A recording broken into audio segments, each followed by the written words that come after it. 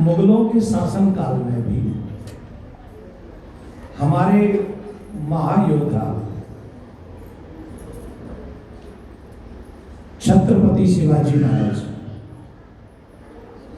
आज उनकी पुण्य जयंती है। हम उनकी जयंती पर सभी देशवासियों को बहुत बहुत शुभकामनाएं देते हैं। जैसा कि आप सभी जानते हैं कि जिस समय मुगलों का शासन था, उस समय में छत्रपति शिवाजी ने किस तरीके से अपने सनातन को बचाए रखने के लिए, सनातन की रक्षा के लिए जैसा कार्य उन्होंने किया था, आज का मानव कल्पना भी नहीं कर सकता। इसलिए उनको बार बार नमन करता हूं। छत्रपति जी ने कभी स्वप्न में भी नहीं सोचा होगा कि जिस देश की आजादी के लिए हम लोग लड़ाई लड़ रहे हैं, उस देश के लोग जब आजाद हो जाएंगे तो सबसे ज्यादा आजादी के बाद भी आक्रमण अगर किसी पे होगा तो सनातनियों पे ही होगा। आज हमारी एजुकेशन सिस्टम के विषय में जानिए क्या है, जिसे मैं कल्चर टेररिज्म कहता हूं। आज शिवाजी के देश में रामायण जलाई जाती है, रामायण पे प्रश्न चिन्ह लगाए जाते हैं। आज शिवाजी के देश में सनातनियों के मंदिर सरकार के कब्जे में है और अन्य धर्म के कोई भी तीर्थ स्थल सरकार के कब्जे में नहीं। ये हम सभी जानते हैं। हम ये भी जानते हैं कि 1991 में पूजा वर्षिप एक्ट के तहत हमारी अपनी आस्था के प्रतीक, जहां भगवान श्री कृष्ण का जन्म हुआ, जहां शिव जी विराजमान है, हम वहां पर भी उस जगह को आजाद कराने के लिए भी हम कोर्ट नहीं जा सकते, ऐसा कानून बना दिया गया सनातनियों के लिए। मुझे ऐसा लगता है जब से हम आजाद हुए हैं, सबसे बड़ा आक्रमण अगर किसी पे हुआ है तो सनातनियों पे हुआ है। सनातनियों पे आक्रमण हुआ है, इसी के लिए। और आज भी देखिए कितना बड़ा जुर्म हम लोगों पे हुआ। जनसंख्या नियंत्रण आज तक नहीं कर पाए। कितना बड़ा विस्फोट है जनसंख्या का, कोई सोच नहीं सकता इतना बड़ा विस्फोट है। 4 बीवी 40 बच्चे, कोई बोलने वाला नहीं।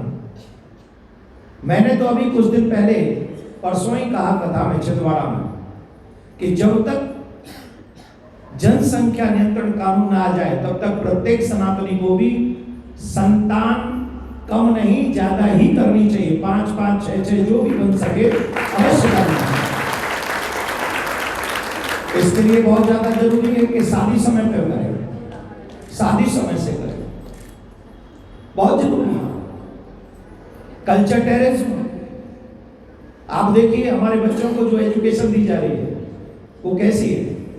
वो हमारे बच्चे क्या शिवाजी महाराज ऐसे सनातन देश की कल्पना करते थे? क्या ऐसी एजुकेशन चाहते थे? विद्या के मंदिर जो है वो लव मंदिर बन गए। जहां विद्या पढ़ाई जाती है वहां क्या क्या हो रहा है, और सब मौन है, कोई बोलेगा नहीं। जो बोलेगा उसे उसका पुतला फूंक देंगे।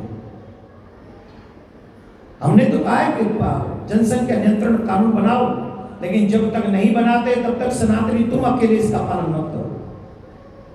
हम तो ये कहते हैं कि जब तक न बने तब तक चकाचक बने रहो, क्योंकि अगर सनातनी कम हुए तो ये देश सुरक्षित नहीं रहेगा। जब तक ये देश कब तक सेकुलर है जानते हो? जब तक हम लोग बहुसंख्यक हैं। अगर हम लोगों ने इस पर ध्यान नहीं दिया तो जिस दिन सनातनी बहुसंख्यक न होकर अल्पसंख्यक हो गया, उस दिन ये देश सेकुलर नहीं रहेगा। इसलिए हम चाहते हैं कि ऐसा जनसंख्या नियंत्रण कानून बने, पर जब तक न बने तब तक बहुत जरूरी है कि हम इस पे ध्यान दें। एक और बात, आपने देखा कि सरकार आजादी के बाद से हमारे मंदिर सरकार के कब्जे में है, उन पैसों का क्या होगा? मंदिरों में पैसा चढ़ाने वाला कौन है? सनातनी। उस पैसे का उपयोग कहां हो रहा है? सबसे ज्यादा टैक्स देते हैं देश को सनातनी, मंदिरों में चढ़ावा चढ़ाते हैं सनातनी, और उस मंदिर का प्रयोग, उस धन का प्रयोग क्या कहां होता है कोई नहीं जानता। मैं तो कहूंगा सनातन बोर्ड का निर्माण हो, जैसे वक्फ बोर्ड है वैसे ही सनातन बोर्ड का निर्माण होना चाहिए, जिस सनातन बोर्ड के निर्माण के बाद उसमें सरकारी कर्मचारी की बजाय सारे धर्माचार्य होने चाहिए। धर्माचार्यों के संरक्षण में वो सनातन बोर्ड बने, चाहे सरकार देख रेख करे, लेकिन धर्माचार्य उसके पदाधिकारी हों, और जितने भी मंदिर के पैसे आते हैं उन मंदिरों के पैसों से पूरे भारत में जगह जगह पर गुरुकुलम परंपरा प्रारंभ हो, जहां हमारे बच्चे गुरुकुल के माध्यम से, अब देखो क्या दुर्भाग्य, हमारे मदरसों को पैसा देगी सरकार और मंदिरों से पैसा देगी सरकार। ये हमारे साथ में अन्याय नहीं तो क्या?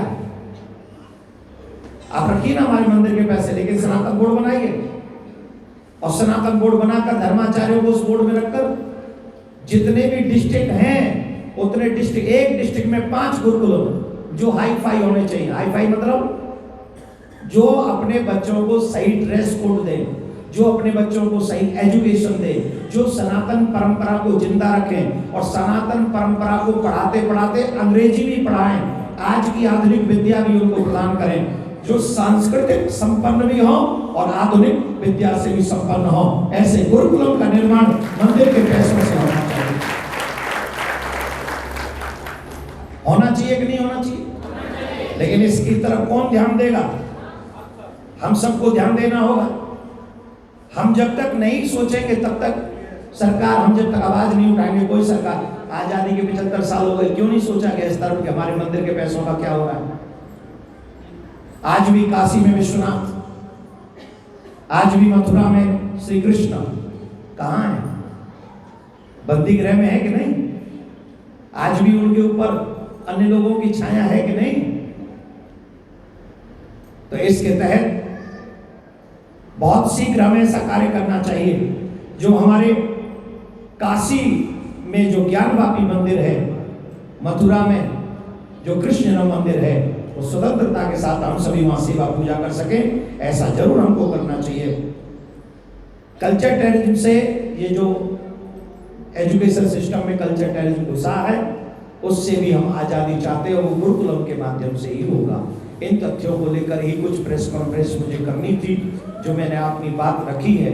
कुछ लोगों ने कहा कि महाराज 5-5 बच्चे आप क्यों कह रहे हो? मैं तो बिल्कुल, मैंने तो सुप्रीम कोर्ट में याचिका डाली हुई है जनसंख्या नियंत्रण कानून पे, लेकिन जब तक नहीं बने तब तक हम अल्पसंख्यक हो जाएं, ये हमें कतई गवारा नहीं है। इसलिए हम चाहते हैं कि सनातन बोर्ड बने और हमारी भी बात सरकार सुने, और सनातनियों को सनातनियों का अधिकार मिले, जिससे आजादी के बाद से हमें वंचित किया गया। धन्यवाद। ज्ञानवापी मंदिर का मामला अभी भी चल रहा है। ऐसे कितने, मथुरा का भी है, हनुमानगढ़ी का भी है, ऐसे कितने जो विवाद स्थल है जो अभी भी हिंदू धर्मियों को मिलना चाहिए, ऐसे कितने हैं? अभी हमने सनातन यात्रा निकालना प्रारंभ किया है। सनातन यात्रा का मतलब क्या है? अभी आपने देखा होगा कुछ तथाकथित लोग एक जाति के नेता बनते हैं और वो अन्य जातियों के खिलाफ बयान करते हैं, वो सनातनियों को भड़काने का काम करते हैं, सनातनियों को तोड़, जो काम अंग्रेजों ने किया था कि राजाओं से लड़ाकर उन राजाओं को अपनी तरफ लेकर राज्य करना, उन्होंने यही अपनाया था। अब कुछ नेता जो 2-4 ही हैं, ज्यादा नहीं है, पूरे देश में चले जाओ 3-4 ने 4-5 से ज्यादा नहीं होंगे, मैं कहता हूं 10 होंगे। 130 करोड़ की आबादी में 10 या मैं कहूं 100 नेता भी हुए तो क्या फायदा, क्या करेंगे वो? ऐसे लोग हैं जो जातियों में हमको भिड़ा रहे हैं, लड़ा रहे हैं, रामायण जला रहे हैं। भाई साहब आप कल्पना कर सकते हो शिवाजी के उस देश में, शिवाजी ने कल्पना भी की होगी कि जिस देश में राम का जन्म होगा उस देश में रामायण जला दी जाएगी, रामायण जला दी जाएगी, राम पर डाउट किया जाएगा, रामायण पर संदेह किया जाएगा। ये आपने कल्पना भी की थी? नहीं की थी, पर हो रहा है ना। क्यों हो रहा है? सिर्फ एक कुर्सी की खातिर। मैं सभी सनातनी जो धार्मिक नेता हैं या राजनीतिक नेता हैं, एक बात कहूंगा, जब तक सनातनी जिंदा हैं तभी तक तुम नेता भी हो। जिस दिन सनातनी नहीं रहे ना, चाहे किसी भी पार्टी के हो, तुम नेता भी बनने नहीं दोगे लोग, ये याद रखना। अभी भी मोदी सरकार के पास 1 वर्ष की अवधि बची है जी। इलेक्शन से पहले, तो क्या लगता है आपको धर्मनिरपेक्ष जो कायदा है वो लाना चाहिए, धर्मांतरण कायदा? देखिए, एक देश, एक कानून, एक पत्नी, 2 बच्चे, इस देश के लिए बहुत ज़्यादा जरूरी है। हिंदू राष्ट्र बहुत जरूरी है, हम सबकी सुरक्षा बहुत जरूरी है। और अगर आज आप इस बात पर बिलीव नहीं करेंगे तो 25 साल बाद आप भी रोएंगे, मैं भी रोऊंगा, और आने वाली पीढ़ी हमको गालियां देगी। धन्यवाद आपसे। 2014 से हिंदू की सरकार केंद्र में है, तो भी आपको लगता है ऐसा होगा? कैसा होगा? जो आप अभी बोल रहे हैं कि हम माइनॉरिटी में आएंगे और ये सब चीजें, आपको कहने, प्रश्न करने से पहले थोड़ा तथ्य आप ये समझिए, कितने स्टेट्स में हम लोग माइनॉरिटी में हैं? कितने स्टेट्स में हम माइनॉरिटी में हैं? हम कम से कम 8 से 9 स्टेट में ऐसी हैं जहां भारत में रहकर हम माइनॉरिटी में हैं और हमें कोई लाभ भी नहीं मिलता। अन्य हमें तो कोई कहता ही नहीं है अल्पसंख्यक है, हमें तो अल्पसंख्यक भी नहीं माना जाता। वहाँ कहीं 2 पॉइंट है, कहीं 5 पॉइंट है, कहीं 6 पॉइंट है, तो हम लोगों को यही नहीं समझा जाता कि हम अल्पसंख्यक हो भी गए 8-9 स्टेट्स में। वहाँ हमें कोई प्रॉफिट भी नहीं मिलते। और जब क्या होगा, जब धीरे धीरे करके हमारे स्टेट्स में हमारे साथ तो होता है, कभी धर्म परिवर्तन करा दिया जाता है, कभी लव जिहाद करा दिया जाता है, कभी कुछ करा दिया जाता है। और सरकार घर घर में थोड़ी, हम अपने अधिकार के लिए बात सरकार से ही करेंगे ना। सरकार चाहे कोई हिंदूवादी सरकार हो, चाहे अन्यवादी सरकार हो, अगर हम अपने अधिकार की बात सरकार से नहीं कहेंगे तो कौन कहे? हम किससे कहने जाएंगे? सरकार से कहेंगे, अभी भी कहेंगे, अवश्य कहेंगे। सनातन बोर्ड के गठन की मांग सभी साधु संतों से हो रही है देश भर में, और काफ़ी भारी मात्रा में समर्थन भी मिल रहा है जी। लेकिन सरकार अभी भी बैकफुट पर है। मोदी सरकार अभी भी सोच विचार में है क्या गठन होगा या नहीं होगा। लेकिन आपका जो अभी तथ्य आपने प्रस्तुत किया, क्या गठन से कितना फायदा सनातनी को होगा, हिंदुत्ववादी जो लोग हैं उनको मिलेगा क्या? देखिए, मेरा मानना, सनातन बोर्ड का मतलब क्या है? हमारा देश सनातन परंपरा को मानने वाला हमसे तो है नहीं, बहुत पहले से। हम सेकुलर हुए 75 साल पहले। जिस समय हम देश आज़ाद हुआ तो हमने मान लिया कि हम सेकुलर हो गए, ठीक है, हमने वो एक्सेप्ट किया। लेकिन सनातन बोर्ड सेकुलरता को खत्म तो नहीं कर रहा ना। कितने कॉलेज हैं, कितने स्कूल्स हैं, उनको तो खत्म नहीं कर रहा ना। सनातन बोर्ड अगर हम बनाएंगे, और जो मंदिरों में पैसा आ रहा है, हजारों करोड़ सरकारें ले रही हैं उस पैसे को, उस पैसे का सदुपयोग महात्माओं पे थोड़ी होगा, मंदिरों पे थोड़ी होगा। उसका सदुपयोग करना ही है बच्चों को गुरुकुलम पद्धति से शिक्षा देना, जहां संस्कृत, इंग्लिश, हिंदी तीनों भाषाओं में बच्चों को संपन्न किया जाएगा, बच्चों को आगे बढ़ाया जाएगा। और वो अगर हम किसी नेता को बैठा देंगे, या हम किसी IAS को बैठा देंगे, या किसी सरकारी आदमी को बैठा देंगे, तो वो तो उसको भी अपने तरीके से चलाएगा। सनातन बोर्ड की आज से नाना करते कम से कम 4-5 साल पहले मैंने बात कही थी। सनातन बोर्ड सबसे पहले कहा कि सनातन बोर्ड बनना चाहिए। क्यों बनना चाहिए? वह बोर्ड जिस पे हाथ रख देगा वो क्या, बोले मेरी जगह। अब जज भी मेरा, वकील भी मेरा, और अधिकार भी मेरा, तो ऐसे कैसे न्याय मिलेगा? आज तीसरे या चौथे नंबर पे ऐसे वक्फ बोर्ड है जिसके पास प्रॉपर्टी है, और न जाने कहाँ। चलो, हमें उससे कोई मतलब नहीं, हम सनातन बोर्ड चाहते हैं। सनातन बोर्ड इसलिए चाहते हैं जिससे हमारी सनातन परंपरा हमारे सनातनियों परिवारों तक जाए, और मुख्यतः प्रमुख धर्माचार्य उस बोर्ड में हो, उन्हीं का राइट हो, और सरकार देख रेख करे। और सरकार देख रेख के लिए सनातन बोर्ड की न करे, वक्फ बोर्ड की भी करे। अगर वक्फ बोर्ड गलत करे तो वक्फ बोर्ड को भी देख रेख करे, सनातन बोर्ड गलत करे तो सनातन का देख रेख सरकार करे। अधिकारी कोई सरकारी नहीं होना चाहिए। हमारा ये दूसरा ये क्वेश्चन था कि काफ़ी भी जो मुस्लिम संगठन है और उनसे टारगेट रखा जाता है कि 2050-2060 में हम भारत को एक मुस्लिम राष्ट्र घोषित हो जाए। और साथ ही साथ टीपू सुल्तान जी थे, वो गलत इतिहास प्रस्तुत किया था कुछ बाकी सरकार ने, जो अभी भी सोच है कि भी टीपू सुल्तान ने भारत को ये मुस्लिम राष्ट्र करने पे ये था, उनकी सोच थी। और वही इतिहास भी गलत पढ़ाया गया था 40-50 साल पहले, और अभी भी उसी तर्ज पर संगठन भी काम कर रही है। इस बारे में देखिए मैंने क्या कहा, मैंने अभी कुछ दिन पहले आप न्यूज़ चैनलों पर भी वो चल गया, हालांकि मेरा उद्देश्य न्यूज़ चैनल पे चलना नहीं था उसका।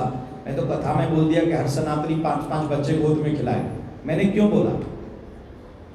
आज लोग हमसे कहते हैं कि तुम गलत बयानबाजी करते हो। ईमानदारी से बताओ कि अगर आज और 10 साल तक ये सनातन राष्ट्र घोषित नहीं हुआ, हिंदू राष्ट्र घोषित नहीं हुआ, तो ईमानदारी से बताओ 25 साल बाद क्या सेकुलर कंट्री रह सकेगा? आप सब नहीं जानते। इस सच को जानकर भी अगर आंखों पे कोई पट्टी बांध रहा है और जानबूझ के चुप बैठा है, तो वो आने वाली पीढ़ी के साथ अन्याय कर रहा है। और मैं उस अन्याय को, कम से कम मेरा आत्मा मरा नहीं है, मेरा जमीर मरा नहीं है। और अगर मेरा जमीर मरा नहीं है तो मेरे हाथ में है आवाज उठाना। मैं आवाज उठा सकता हूँ, मैं आवाज उठाऊंगा। सरकार माने न माने तो सरकार की मर्जी। आप लोग उसे नेगेटिव करके दिखाएं, पॉजिटिव करके दिखाएं, वो आपकी मर्जी। लेकिन मेरा जमीर मर गया है तो मैं मौन हो जाऊंगा। अगर मेरा जमीर थोड़ा भी जिंदा है तो मुझे आने वाली पीढ़ी के लिए सोचना पड़ेगा। मेरी बच्चियों के 35 टुकड़े होते रहे और मैं चुप बैठा रहा हूं, मुझे सोचना पड़ेगा। मेरी बहन बेटियों को कोई सरेआम गोली मार दे, मुझे सोचना पड़ेगा। मेरी बहन बेटियों को कोई घर से उठा के ले जाए, मुझे सोचना पड़ेगा। मेरी बहन बेटियों के 13 साल की बच्चियों का धर्म परिवर्तन करा दिया जाए। जहां सरकार कहती है कि 18 साल की उम्र में बच्ची शादी करेगी, वहां 13 साल की बच्ची का धर्म परिवर्तन करा दिया जाए, मुझे सोचना पड़ेगा। और अकेला मुझे नहीं सोचना पड़ेगा, शासन को सोचना होगा, प्रशासन को सोचना होगा, पत्रकारों को सोचना होगा, कथाकारों को सोचना होगा और निकम्मे बॉलीवुड वालों को सोचना होगा।